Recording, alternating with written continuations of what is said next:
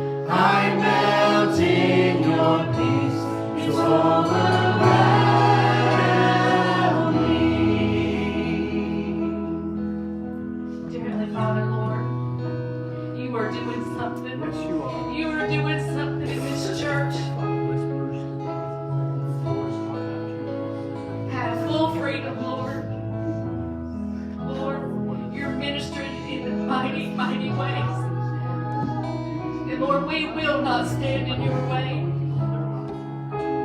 Have your precious flame with each and every one of us. Lord, I thank you for this youth group. Oh Lord, I pray an anointing over this youth, that Satan will run and flee when he sees them coming. Lord, I pray that same anointing over every adult, over every little child. Father, we ask that you would just pour it out, pour it out, pour it out, pour it out, Lord. Fill us up, Father. And we will be obedient to your voice. Lord, help us to seek you more. Help us to pursue you more. Because you're there waiting to be found, longing for us to sit at your feet. That is the one needed thing, is to sit at the feet of Jesus. Lord, may we be so in tune with you and what you're doing. Oh Lord, we just love you so much and we are so thankful for what you're doing, Lord. Lord, we love you, we thank you in Jesus' name. Amen and amen. Amen and amen. You may be seated. Good sweet spirit today. Can we say amen? Amen. Amen. We could leave right now. It's been good to have been here. If you've been here the past couple of weeks, we started a little sermon series entitled It All Started with a Spark. And we get that from 2 Timothy chapter 1. Timothy is being sent out by Paul. Timothy is roughly 18, 19, 20 years old. He's going to his first pastorate. How many of you know you learn a lot in your first job? Can we say amen? Amen. You learn a lot. And today we're dealing with the third part of the series where Paul told Timothy, he says, God has not given you a spirit of fear, but he's given you a spirit of power. Okay, that was 2 weeks ago. He's given you a spirit of love. That was last week. And in the King James, he says he's given you a spirit of a sound mind. Okay? If you read that this morning, you would automatically think, okay, you're not crazy. Say that with me. I'm not crazy. Okay. So you would think that that's what he's implying, but that's not exactly what Paul is telling Timothy. If you look into the actual writing, what Paul is saying is God has given you a spirit of self-control or self-discipline. Kind of the same thing. God has given you the spirit of self-control or self-discipline.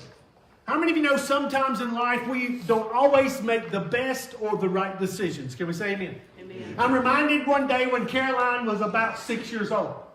And Caroline goes to school. She's in elementary school at Seagrove. She's in Miss Ziegler's class, Miss Cole's class. Leslie has a sister that many of you know had diabetes from about 12 years old. She was on dialysis. And this Leslie's sister was in a wheelchair. And it was very special to Caroline. Caroline would ride in the wheelchair and the Jazzy with her. And Caroline had a pet name for this aunt. Her name was Khaki, okay? Her name was Karen Stevens, Karen Bean. Some of you, matter of fact, Heather's mom went to school with her. And so Caroline loved Aunt Khaki to just loved her to pieces. And so when Caroline was about 5 years old, Aunt Khaki got Caroline a Barbie doll. And this Barbie doll was unique because it was a handicapped Barbie doll. And this Barbie doll was in a wheelchair. So it was a very special Barbie doll to Caroline. She just loved this Barbie doll to death. And one day Caroline comes home from school, unbeknownst to us. How many of you know sometimes your children do things that you never know about? Okay, can we say amen? Okay, for those of you that didn't say amen, how many of you know that you did things your parents didn't know about? Okay, all right, here we go. We're on the same page now. So don't think you're holier than thou up in here this morning. So Caroline comes home. She said, Daddy, with all the exuberance and excitement of a 5-year-old in kindergarten, you know what I mean? She's learning a lot.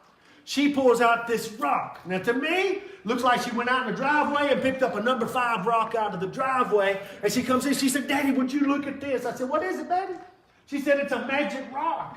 I said, cool. Where'd you get it? She said, well, I traded something for it. I said, what did you trade? She said, my Barbie doll.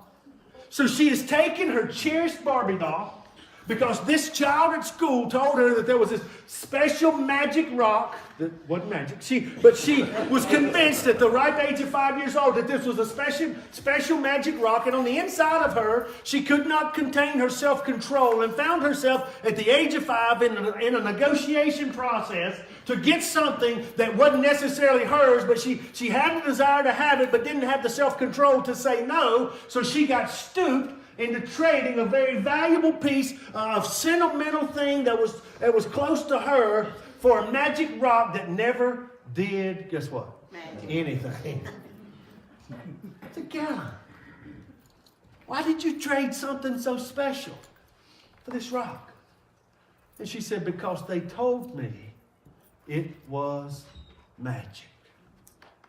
Do we not do the same thing every day? Can we say amen? Amen. We trade or we give up something or we lack in self-control sometimes because someone or something or the enemy or life tells us that there's something out there that's magical, that is better than what we have, or we need to pursue it. And the next thing you know, we're sacrificing stuff in the process that doesn't need to be sacrificed, all because we lack self-control. I want to be real with you this morning. Self-control and willpower are two different things. Stick with me. Willpower is this afternoon. If we go to McDonald's, you guys know I've been on a diet, lost about 20 pounds, doing good, but I've kind of plateaued. You know what I mean? Kind of hit the plateau. Willpower is if we go to McDonald's today, and I look at that two all-beef patties, special sauce, lettuce, cheese, pickle, onions on the sesame seed bun, the Big Mac #1, you know what I mean, on the menu.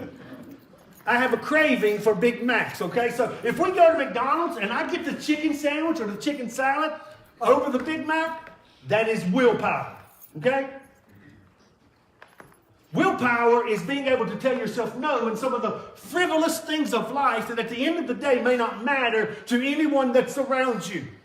But self-control is of the spiritual world. Whenever you're able to defeat the enemy or able to say no in those moments of temptation or in those purposes of life or the cares of life, when you're able to say no or wait or any whatever God is telling you to do, self-control is being able to harness yourself back in the things that do matter, in the things that do have everlasting consequences or punishment or rewards. Self-control is knowing when or how and being able to submit to God and letting God rule and reign in your life. That is self-control. There's a difference in willpower. All right, let me give you the slogan of the late 90s. Do you remember the drug campaign? Here was their thing. Just say no. Okay, you guys did it too. Okay, here we go. Just say no. How many of you know in the moment of temptation, if you just say no to the devil, he's just going to laugh? Can we say amen? It is much greater. What we're talking about today, what he's telling Timothy is much greater than just saying no. Why did he tell his young protege that you need the Spirit? God has given you the spirit of self-control. He was going to encounter things in life that he'd never encountered before. He was going down there as a young man of the gospel to teach some Greeks. He was going to teach some Jews. He was going to run into some Samaritan folks. He was going to expand the ministry of the New Testament church. And you know what? He was going out very similar as a sheep among wolves, because there were some people out there just looking and ready to tear him apart on his theology, on his doctrine. And Paul is telling Timothy, you got to be prepared. You got to be ready, because you're going to encounter some people that want to argue the Scripture. You're going to encounter some people that tell you that you're wrong, and you're going to want to try to show them that you're right.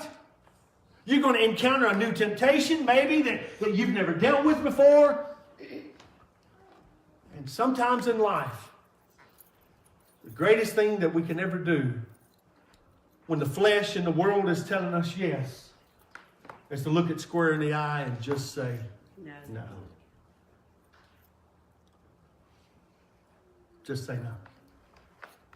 Paul is encouraging Timothy that God has given him the ability to exhibit self-control. Let me ask you today, what are you willing to sacrifice by making some unsound decisions? Caroline, she sacrificed this Barbie doll in a wheelchair.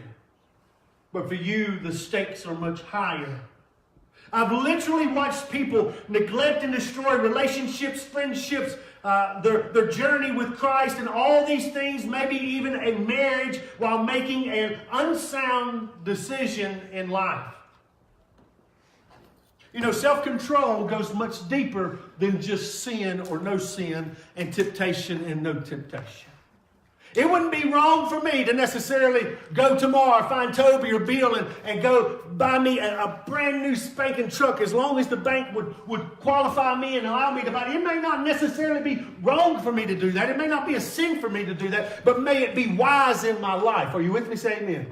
Sometimes self-control goes much deeper than sin or no sin or temptation or no temptation. Sometimes we've got to have a little common sense, a sound mind. The King James says we've got to have a little self-discipline. The New American Standard calls it this morning. We've got to have some self-discipline to keep all these things intact in our relationship and our journey with Jesus.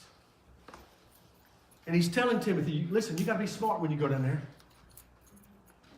Because people will be judging you. People will be watching you. You've got to honor me. You know, at the end of the day, as believers, when we lay our head down on the pillow, the question we need to ask God is, God, did I honor you today? God, were you pleased with me? That joke I told, that funny I tried to make, that thing that I did might have been in a little gray area. God, did that honor you? God, if that didn't, give me the self-control and the self-discipline tomorrow, that if it comes back up, not to dishonor you. See, Christian living is much deeper than sin or no sin. It's honoring God in every aspect of our lives, in the fact of obedience. Just walking in that obedience with Jesus. You know, it'd be very simple if everything was just sin or no sin. It'd be pretty simple, wouldn't it? You know what I mean? Can we say amen? Amen. But then there's some things that are, to him that know it's right and do it not, it's sin. You guys remember Rob that came about a year ago? Rob had the crack addiction, got saved under my ministry. He didn't give you all that part of that story that day, but let me give you this story. Rob had to come up 52. We pastored in Winston around that time, and Rob would come up 52. And the place that he used to buy was in East Winston. It was called off of Clemensville Road. And Rob confided in me. He said, Pastor Brian, he said, I'm working at a place. He was an electrician. He said, I'm working at a place that I have to drive past that exit every single day. He said, and as I drive by that exit, my body begins to feel the high that I get when I smoke the rock.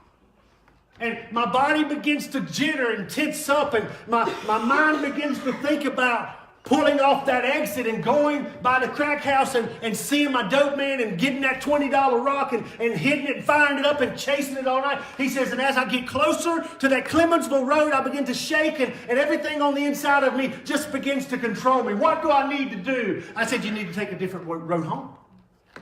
You can't go by there.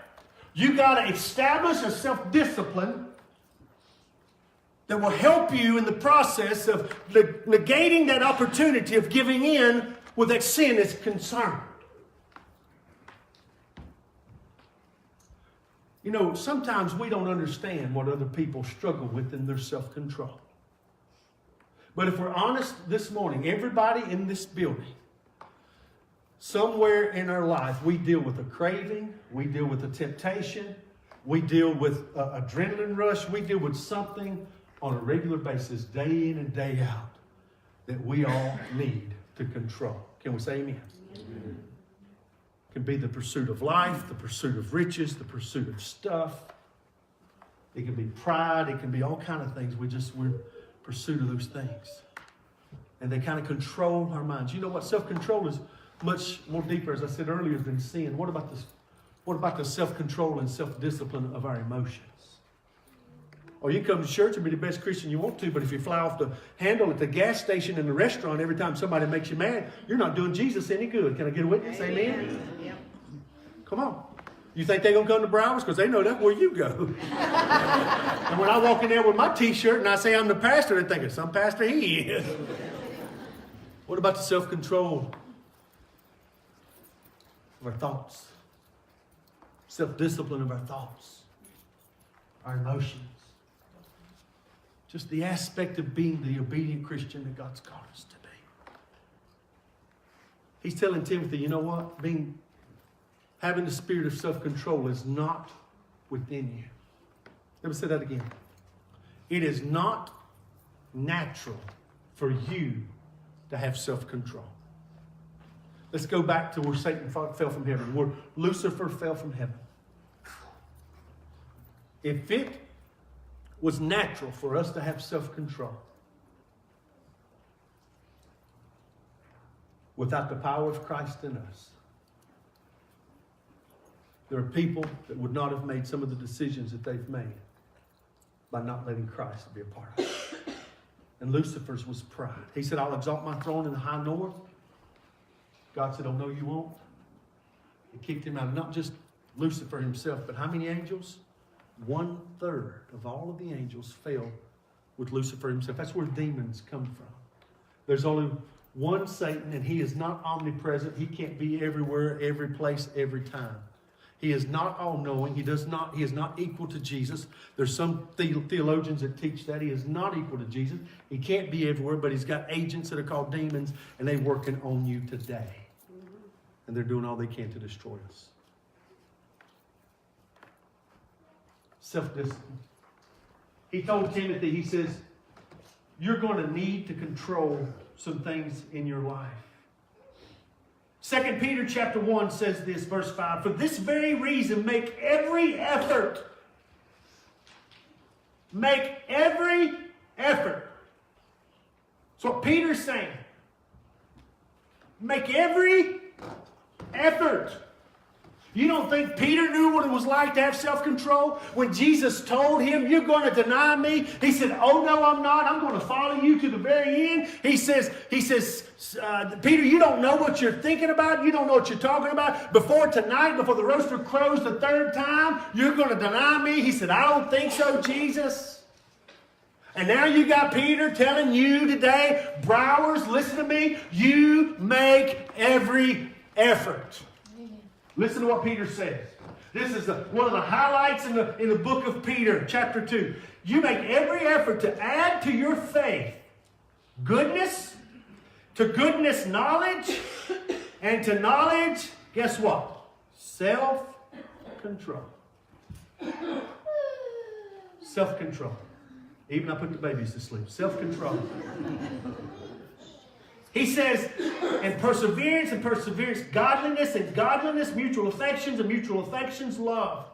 For if you possess these qualities and increase in measure, they will keep you from being ineffective and unproductive in your knowledge in your Savior, Jesus Christ. James chapter 1 verse 14 says this, every man is tempted, is drawn away of his own lust and enticed. I want to read it to you this morning in a different translation. New Living Translation. It says this. Temptation comes from our own desires, which entice us and drags us away. It's just like right now if I were to put a rope on Bruce's foot this morning, and I were to get Jeff and Jason and David to grab that rope and just drag Bruce around this sanctuary. It would almost be virtually impossible. He'd grab the chairs and grab the walls, but it would drag him in areas that he necessarily did not want to go. When we give in to those temptations that James says that are in the inside of us, that are on the inside of us. Remember I said a while ago that it was hard when Christ is not in our life because it's not natural, because we have the sin birth of Adam and Eve that's been passed down to us. In the theological world, they call it the sin of depravity. It is passed down to me and you, and sometimes that lust on the inside pops up uncontrollably. We tried to control it, but if we're all honest this morning, we feel when temptation comes our way. Can we say amen? Amen. We do. I remember back when I used to be tempted with alcohol, I could feel it in my taste buds. They started watering before I even got near it. That's how the enemy works. The picture that James is painting today, it takes a rope and ties it around Bruce's foot, 4 or 5 men on the other end, and that rope drags him to where he does not want to go. We're enticed by the things that are on the inside. We're enticed by those things. If we should take a picture this morning of the inside of our life, it looks like this great Kool-Aid. That's what that is this morning. We're all going to drink the Kool-Aid today. Y'all got that too, but anyway. This great Kool-Aid is very similar to what's happening on the inside. God created us in His image, but as He gave us the free will, this is what happened. And we're drug away by the rope of life and enticed by the things that are on the inside of us that sometimes we can't exhibit self-control over. You know, there's somebody sitting beside you that struggles with something that you don't understand. I counseled a guy one time, he was addicted to prostitutes. Don't understand. He had a girlfriend that were cohabitating out of wedlock, and then that's not right, but that's what they were doing. And he would get up in the middle of the night because the temptation to go get a prostitute was greater than living right there with his girlfriend. And in the middle of the night, he would get up and go downtown Winston and find a lady of the night. Didn't understand that. I prayed God would help him to understand the dragging, that rope that the enemy would place around his foot, just drag him around and drag him around. Sometimes I don't understand what people are going through, but I know this, that the same devil that drags them is the same devil that tries to drag me. And what about yourself as well? Yep. Because we have this. A darkness that sometimes is on the inside because of free will. And if we're all honest this morning, the Bible says this, there's pleasure in sin for what? A season. If sin somehow was not pleasurable, you wouldn't do it. It doesn't take rocket science, does it, church? If you're getting drunk, you wouldn't drink. You didn't get high, you wouldn't smoke dope. If you didn't get pleasure out of doing some of the other things in life, you wouldn't do it. But it's only for a season. Because Jesus says, behold, I come quickly, and I will judge the living and the dead. Come on, say amen. Amen. But this is what we deal with right here. And to get through this, we've got to have self-control. When we feel that rope being placed around our foot and ready to drag us into areas we don't need to go, we need to somehow cut the rope. We need to bow up, stand up, and pray up and get through that through self-discipline. And it's more than just saying no.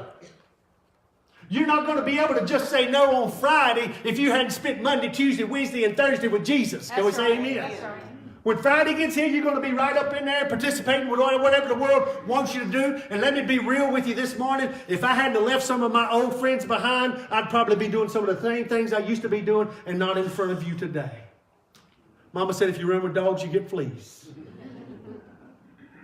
Praise God for a flea repellent. But this is where I am. Self-control. Self-control is not always easy. This is why it's not easy. Because sometimes it involves relationships of those that are not saved. Well, come on, let's go hang out. We're just going to go shoot some pool. Yeah, you're going to drink and party and you just want me to shoot pool. You can't take a fat man to a candy store. It's on like Donkey Kong, you know what I mean? You just can't do it. You can't take somebody that's tempted with something into an area they're dealing with self-control issues and expect them to be an overcomer. Because on the inside, that's what we look like. Self-control. It all started with a spark.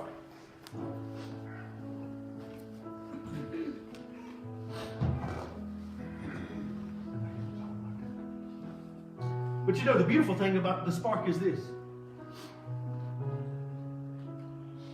That Monday, Tuesday, Wednesday, and Thursday that we spend with Jesus, He helps us to have that self-control. And Jesus said this, He said, I've not given you a spirit of fear, meaning that He has imparted to us that self-control. The same self-control that we watched Jesus have in the garden when Satan showed up. When He says, Jesus, if you'll just bow down to me, I'll give you all this. Well, Satan didn't know Jesus owned it all anyway. It was all his to begin with. Who was he fooling? But we fall for the same lie. You know, if you just pursue me in the pursuit of riches, I'll give you a big fat bank account and you'll have all this and this. But yeah, look at what you've left behind and sacrificed in the process. Well, if you'll just tell this little lie at work or this little lie at work, you'll get your promotion and all that. Well, the next thing you know, your career that's been based on lies and built on lies, guess what? It'll come crumbling down one day. Can we say amen? This morning I was praying before church and I said, God, I want to show the church today. I want to show the church how to work through this self-discipline. And this is what God gave me this morning. He said, Pastor Ryan, I want you to show them that as they look through that great Kool-Aid, they can't see what's on the other side. And not only can they not see what's on the other side, but people looking in their life cannot see the image of Christ inside of me because of my lack of self-discipline in my life. Ben can't see me, Pastor Ben can't see me, and I can't see Pastor Ben. And the object of living the Christian life is so that people will see Jesus where? In you. But we've got the dirt, the filth, the lack of desire sometimes to serve Him and to love Him. I want to be real with you for just 1 second. Just because you were raised in church, that doesn't mean a thing. I know people who are raised in church is going to hell right now. What you need to be raised in is Jesus Christ and the blood of Jesus Christ. It's one thing to be raised in church. It's another thing to be raised in Jesus. I was 18 years old and I knew enough about the Bible to be dangerous. But after the age of 24, I found the Jesus that needed all my heart, my soul, and my commitment. And so when I turned 24 years old, this is what happened. I started spending time with Jesus.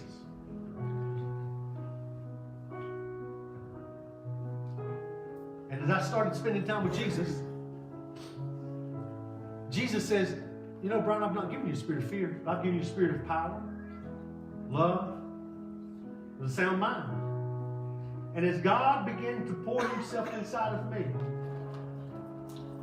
all that stuff on the inside just started spilling out. I went to Wednesday night church and got blessed. Went to Sunday morning worship, got blessed, came down to the altar, prayed. I said, God, just do a work in me. God, just continue to move in my life, work in my life. And He just kept pouring. He kept pouring. And you know what? As He was pouring things out into my life, things were running out of my life. And sometimes when things run out of your life, it gets all over Ben's hands. It gets all over the people beside us. And sometimes that stuff is not pretty. Can we say amen? And when we come home from work, we've had a bad day. We talked on the phone to our buddies. We laughed. We picked. We played. We got home to our spouse and we just unloaded on them. They ain't done nothing. They've been waiting on us like a little dog all day long, waiting with the tail wagging. We come in, we just blow up. But when I began to change my life, I said, God, this is what I want. I want more of you. Pour yourself into me, Lord. And so I began to study more. Leslie got me a Bible I could read and I could understand. And, you know, I was raised a Quaker. I didn't know nothing about worshiping or raising my hands. Next thing you know, like Tim Hawkins, I started carrying the TV, and next thing you know, it was field goal. You know what I mean? In worship. And God just kept pouring. Just kept doing stuff in my life. And I said, God, I want more self-control. Get rid of this drinking. Get rid of this cussing and profanity. And get rid of some of the things that may not be good to my eyes and all the things that's happening. God just continued to pour His life into me. And this is my earthen vessel right there. That jar was my earthen vessel. And that's what was all encapsulated, all the things of life. And you know, people begin to see a few different things in me. Now I have self-discipline. I have self-control. Am I perfect? No, I'm not perfect. But God continued to pour Himself. Now here's the thing about it. I'm the one that controls how much God pours in. Because sometimes I'll just put the cap on things. And I stop letting God pour things in. Because you know what? I've had a bad week and I'm angry and I'm upset. And Leslie's made me mad. Her biscuits wouldn't any count today. And things just ain't going right. And I'm not letting God pour anything in. That preacher's message, man, he sure missed it today. That worship team, that music was too loud. I didn't know that song. Come on, you know it's true. Say amen. I hear it all the time. And what I want to do, I want to grab them and say, take your hand off the top and let Jesus pour Himself into your life. We misdirect our anger and our frustration sometimes. And God just keeps pouring. I remove the cap and let God pour. He just keeps pouring. He just keeps pouring. And God just keeps filling my life up. And you know what? This is the beautiful thing. Am I perfect? No. But Ben can see Jesus in me right now. He sees Christ in me. And then as Christ begins to do that work, he continues to pour and continues to pour. And as he pours, the filth goes away.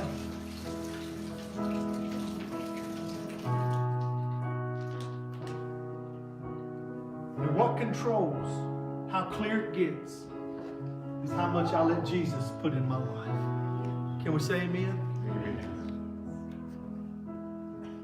It's up to you.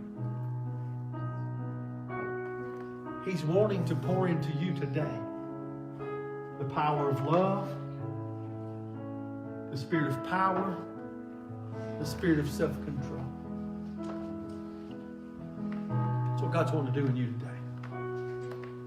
But you got to take the lid off. And oh, by the way, it's just not this Sunday and not next Sunday.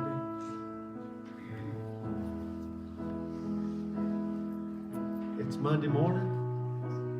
It's Monday at 9 o'clock. It's Monday at 10 o'clock. It's Monday at 11 o'clock. Because our journey with Jesus is not a 1 day a week. It's not a 7 day a week. It's second by second. Can we say amen? Amen. Won't you stand to your feet today?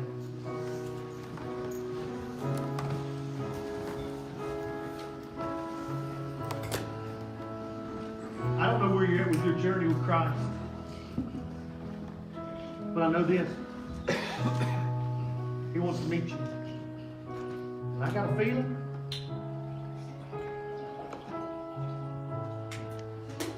that somebody came in today looking just like this. But I know this. You can leave with this change. It may not be perfect. It may not be totally clear. First time I came down to the altar, it wasn't totally clear. God was moving, God was working. But he had to keep pouring into me and letting those impurities rise up, fall out, move out. I will tell you right now, I do not judge you in your weakness or your temptation. But neither does God. Because he was tempted in all like manners that we are. But yet, he was without what? He doesn't judge you in your temptation. He judges us in our response to temptation. The response is up to you. Won't you bow your heads this morning? Just close your eyes where you are.